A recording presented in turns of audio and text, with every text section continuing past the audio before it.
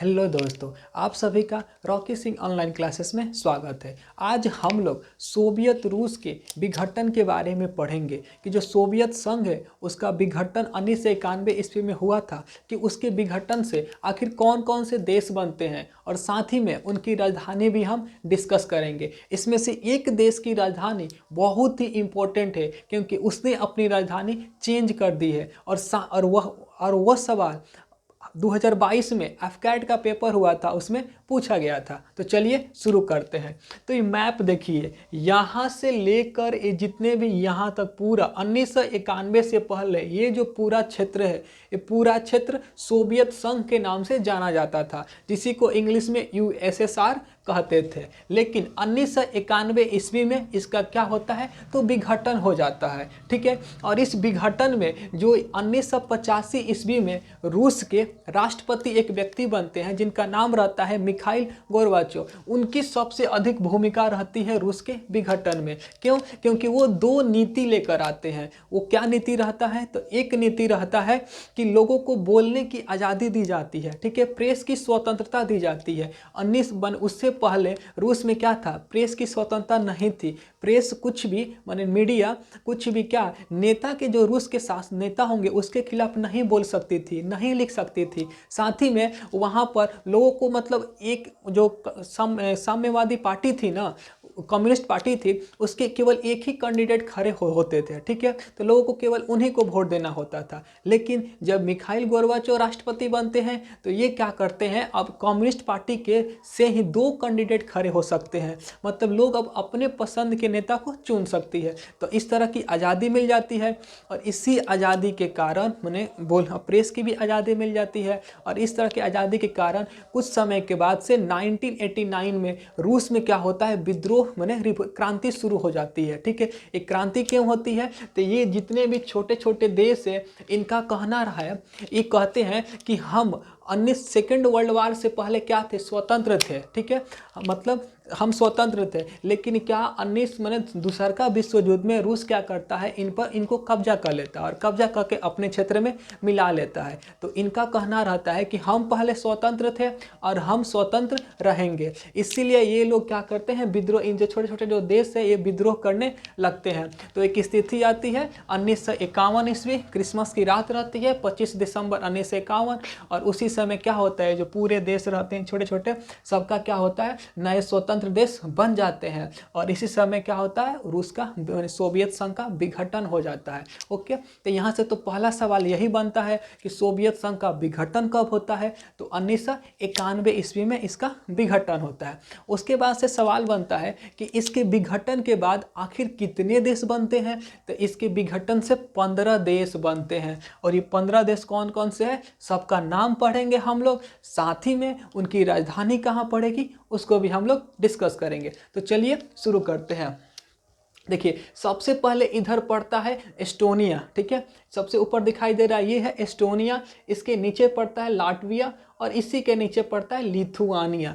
ये जो तीन देश है, एस्टोनिया, लाटविया और लिथुआनिया, ये तीनों देश, यहाँ पर एक सी पड़ता है, सागर पड़ता है, बाल्टिक सागर, इसी के पास में स्थित है।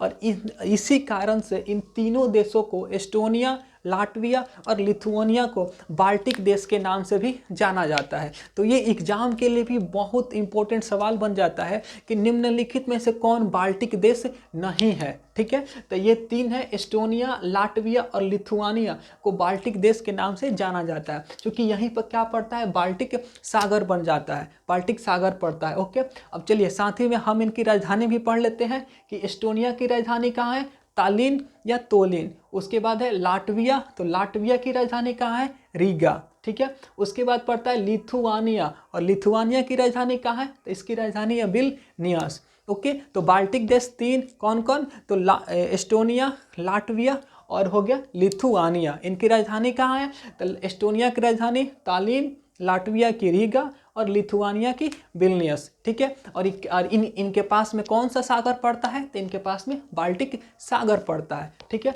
चलिए हम आगे आते हैं।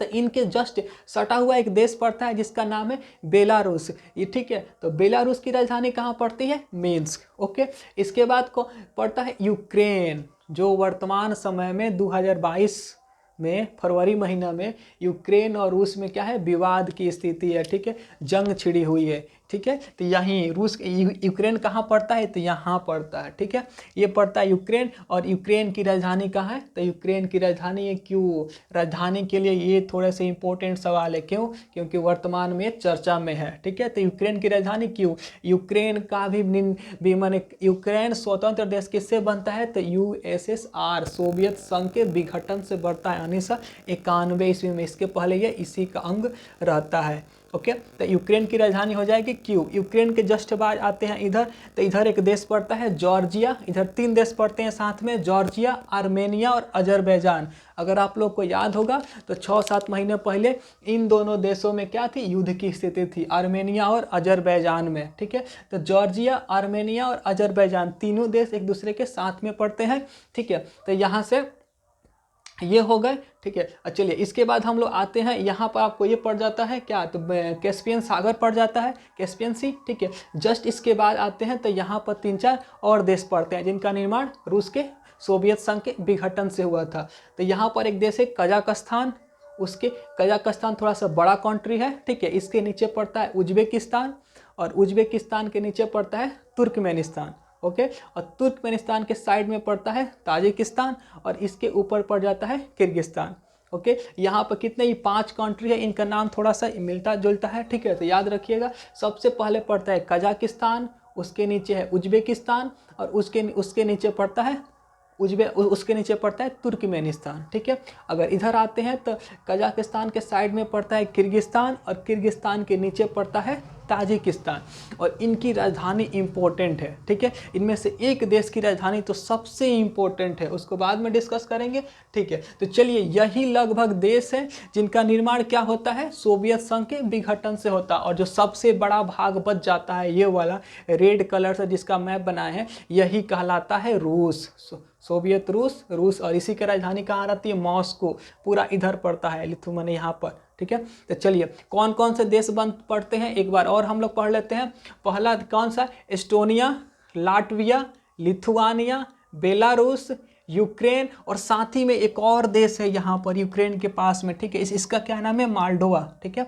यूक्रेन के साइड में एक और देश है, इसका क्या नाम है, माल्डोवा, और माल्डोवा की राजधानी कहाँ पड़ती है, चिसिनाउ, ओके। और माल्डोवा के बाद इधर आते हैं जॉर्जिया, आर्मेनिया, अजरबैजान के बाद इधर कजाकिस्तान, उज्बेकिस्तान, तुर्कमेनिस्तान, किर्गिस्तान और ताजिकिस्तान, और जो सबसे बड़ा भाग बच जाता है उसका क्या नाम रहता है, रूस, और उसकी राजधानी कहाँ रहती है, मॉस्को। चलिए कुछ देश बच गए हैं, उनकी हम लोग राजधानी के बारे में डिस्कस कर लेते हैं।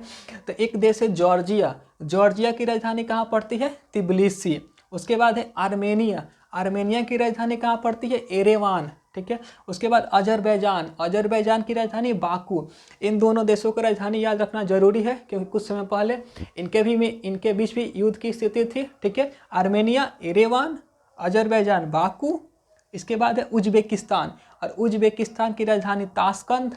ये नाम इंपॉर्टेंट होगा क्योंकि इस नाम से एक बॉलीवुड में वेब सीरीज भी है, ताशकंद फाइल के नाम से, ठीक है। तो उज्बेकिस्तान की राजधानी ताशकंद। उसके बाद है तुर्कमेनिस्तान की राजधानी अश्गाबाद। उसके बाद आता है किर्गिस्तान की राजधानी बिश्केक। और क्या है, ताजिकिस्तान, और ताजिकिस्तान की राजधानी दुशान्बे, ठीक है। ताजिकिस्तान की राजधानी दुशान्बे, ओके। तो देखिए जॉर्जिया की राजधानी तिबिलिसी, आर्मेनिया की एरेवान, अजरबैजान की बाकू, उज्बेकिस्तान की ताशकंद, तुर्कमेनिस्तान की अश्गाबाद, और किर्गिस्तान की बिश्केक, और ताजिकिस्तान की दुशान्बे। अब इनमें से एक देश जो है उसका बहुत इंपॉर्टेंट है, जिसका नाम क्या है, कजाकिस्तान, ठीक है, कजाकिस्तान, ठीक है। ये देश है बहुत इंपॉर्टेंट है, किस लिए, एग्जाम की दृष्टि से। देखिए इसने हाल ही में अपनी राजधानी को चेंज किया है, और इसका नाम क्या है, कजाकिस्तान की पहले राजधानी कहाँ थी, तो अस्ताना, कहाँ थी, अस्ताना। लेकिन वर्तमान में इसकी राजधानी कहाँ है, नूर सुल्तान। कहाँ पर है, नूर सुल्तान। और ये जो 2022 में एफकैट का एयरफोर्स कॉमन एडमिशन टेस्ट उसका जो फर्स्ट टर्म का एग्जाम हुआ है जो 12 फरवरी को हुआ था फर्स्ट सिटिंग में, उसमें यही क्वेश्चन पूछा गया था कि कजाकिस्तान की राजधानी कहाँ है, नूर सुल्तान। ठीक है, बहुत बहुत इंपॉर्टेंट सवाल है एग्जाम के लिए।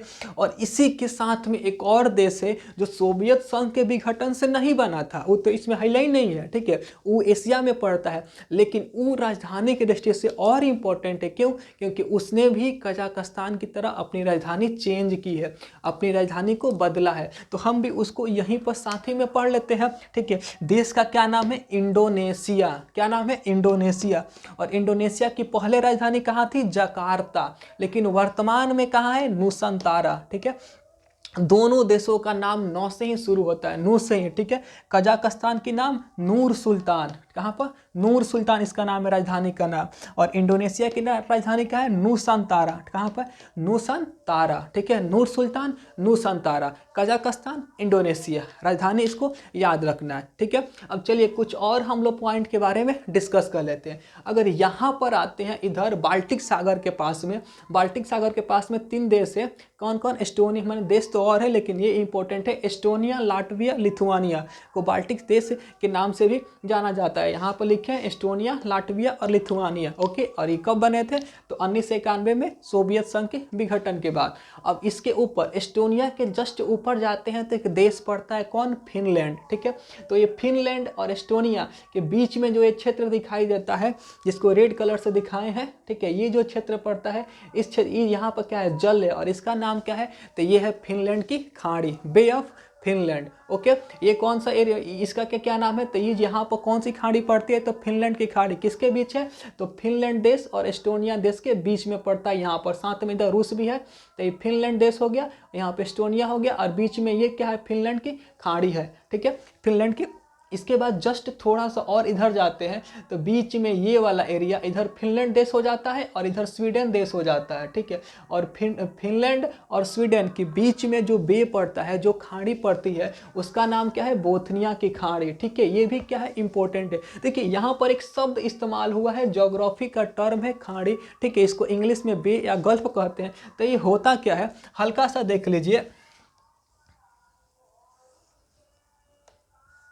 देखिए क्या होता है ना, अगर मान लीजिए कोई समुद्री माने जलाशय का वह भाग, माने समुद्री जलाशय का वह भाग जो क्या होता है ना, वो माने किसी एक ओर तो किसी सागर अथवा महासागर से जुड़ा रहेगा, माने उसका संपर्क एक ओर या तो किसी सी से रहेगा या फिर ओशियन से रहेगा, और दूसरी तरफ ना वो माने ज़्यादातर उसका जो भाग होगा ना किसी मिट्टी से, माने भूमि से क्या होगा, घिरा रहेगा। जैसे यहाँ पर मान लीजिए ये वाला जो क्षेत्र होगा ना, ये क्या कहलाएगा, बे कहलाएगा, खाड़ी कहलाएगा। कब, अगर यहाँ पर कोई सागर अथवा महासागर हो तभी कहेंगे इसके। अगर जैसे मान लीजिए भारत का हम लोग मैप बनाते हैं तो ऐसे हल्का सा गुजरात वाले क्षेत्र में बनाते हैं तो इधर अरब सागर पड़ जाता है, और यहाँ पर 2 खाड़ी पड़ता है, वो कच्छ की खाड़ी और वो खंभात की खाड़ी। तो क्या होता है, यहाँ पर हल्का सा जो चारों बगल, तीनों बगल से क्या रहता है, जमीन से, मिट्टी से, मैंने भूमि से घिरा रहता है, और एक बगल इसका भाग अरब सागर की ओर रहता है। ठीक है, तो मैंने भूमि का समुद्री खाड़, मैंने जलाशय का वह भाग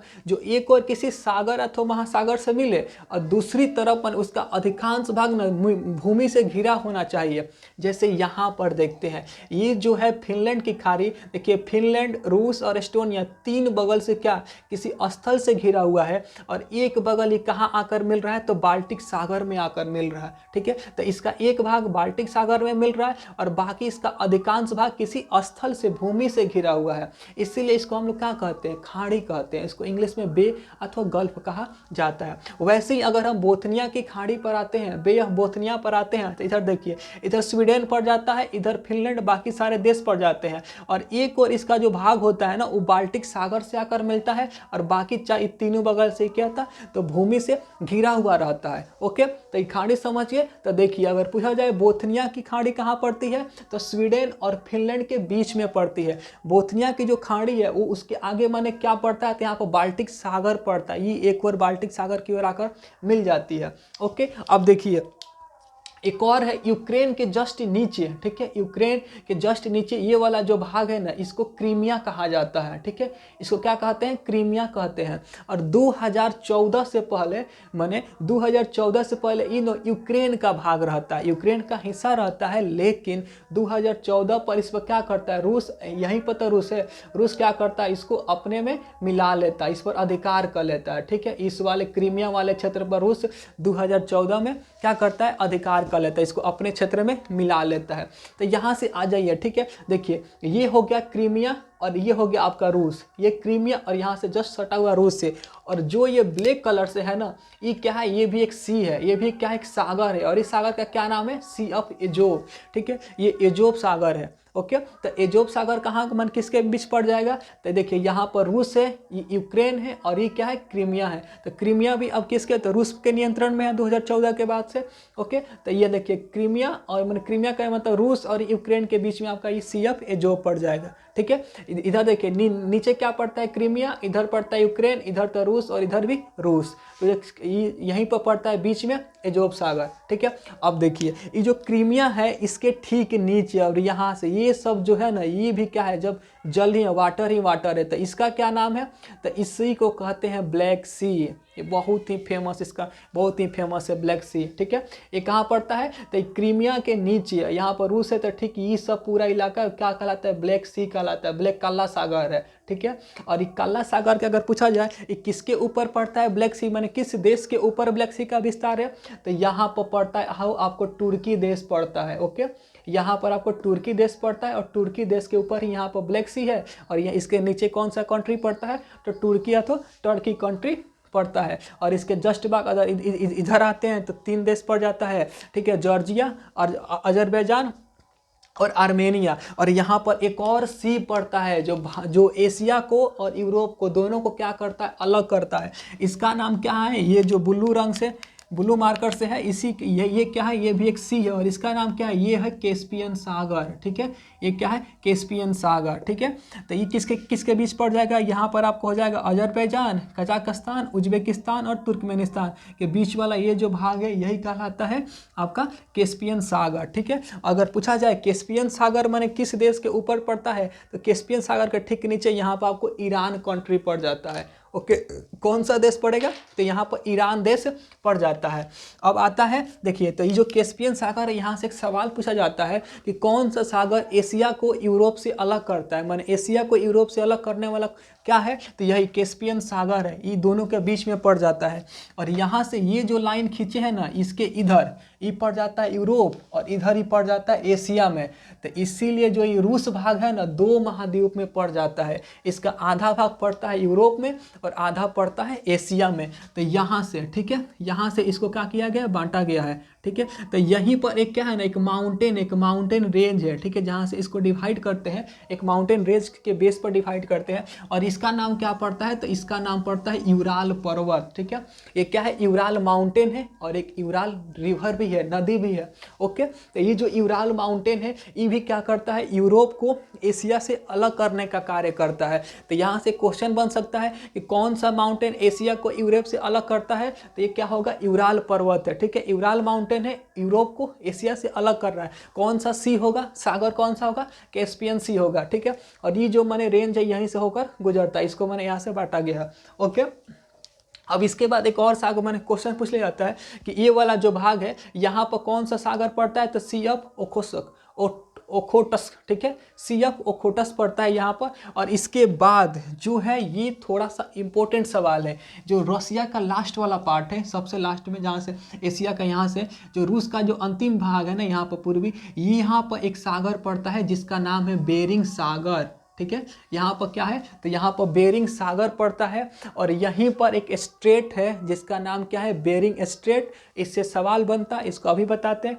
देखिए बेरिंग सागर पड़ता है, यहाँ पर जो स्ट्रेट है उसका क्या नाम है, बेरिंग स्ट्रेट। और इसके बाद यूएसए स्टार्ट हो जाता है। यूएसए का क्या पड़ता है, तो यहीं पर आपका अलास्का वाला क्षेत्र पड़ता है, यानी रसिया का पूर्वी भाग और यहाँ अमेरिका का पश्चिमी भाग के बीच में क्या पड़ता है, आपका बेरिंग स्ट्रेट पड़ता है। तो यह रसिया और अमेरिका को जोड़ने का कार्य करता है।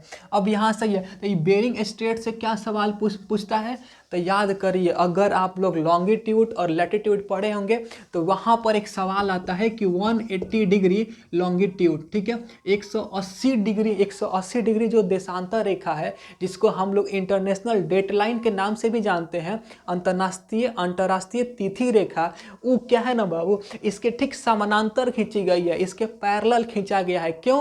क्योंकि जो इंटरनेशनल डेटलाइन से हम लोग डेट निर्धारित करते हैं, अगर ये किसी स्थल भाग से होकर जाएगा तो एक ही देश में, एक ही कंट्री में, माने एक ही समय में क्या 2 दिन हो जाएंगे, इधर कुछ और दिन हो जाएगा, इधर कुछ और दिन हो जाएगा। इसीलिए इससे मतलब इस मतभेद से बचने के लिए ना, जो 180 डिग्री लॉन्गिट्यूड है उसको इस बेरिंग स्ट्रेट के पैरेलल खींच दिया गया है। तो यहाँ से सवाल ये बनता है कि कौन सा सागर, कौन सा स्ट्रेट जलडोरमध्य क्या है, अंतर्राष्ट्रीय तिथि रेखा के पैरेलल है, समानांतर है, तो उसका क्या नाम होगा, बेरिंग स्ट्रेट है। ठीक है, तो चलिए लगभग देखिए इस मैंने टॉपिक से मैंने रूस के विघटन, सोवियत संघ के विघटन से जितने भी सवाल बन सकते हैं, या फिर जो 15 देश कौन कौन से हैं, उनकी राजधानी कहाँ पड़ता है, उसको हमने आज डिस्कस किया। साथ ही में 1-2 और भी एक्स्ट्रा क्वेश्चन को डिस्कस किया। उम्मीद है कि आप लोग को समझ में आया होगा। चलिए, थैंक यू।